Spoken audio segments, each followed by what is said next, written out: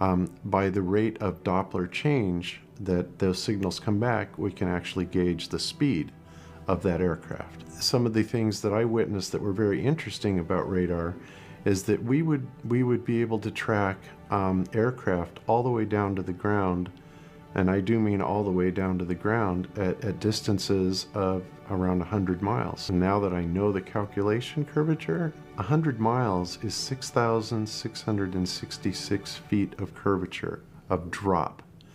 That is literally impossible because radar works at microwave frequencies, 2 to 6 gigahertz or even higher, anywhere in the microwave spectrum, and it is absolutely reliant on it being line of sight, meaning if you can't see it, it don't work.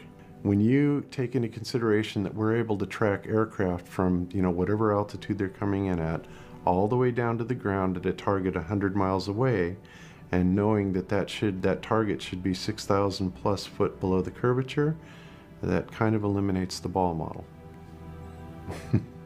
Well, in air traffic control, they have two different types of radar. There's a short range, but airport-based radar. It goes out to 60 miles. And then for the long flights and high altitude and off coast, it can go out to, it's en route radar, and it can be 200 miles. So they can detect targets 200 miles away. So in radar, the point is it has to be able to have a direct line to the airplane. So with regards to the shape of the Earth, I never thought about it as I worked for 24 years. You didn't say, wait a minute, I think that target is too low for me to see at that distance. Nobody ever even thinks about that. But in reality, now knowing what must be if we live on a ball, the fact is that at even just 180 miles, any airplane below 26,000 feet, if the radar can see it, the Earth is not a ball, period. End of story. And does that happen very often? 1,000 times plus a day. 1,000 times plus a day, somebody calls up, somebody coming from offshore.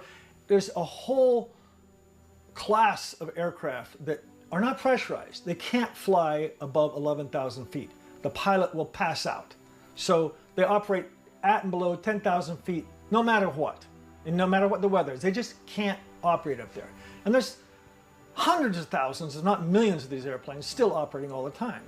And so they'd be coming in at 6,000, 7,000, 8,000 feet from like Bermuda or beyond and say 180 miles from Miami. And I said, Roger. And every time they do that, they prove the Earth is flat. And they don't know it.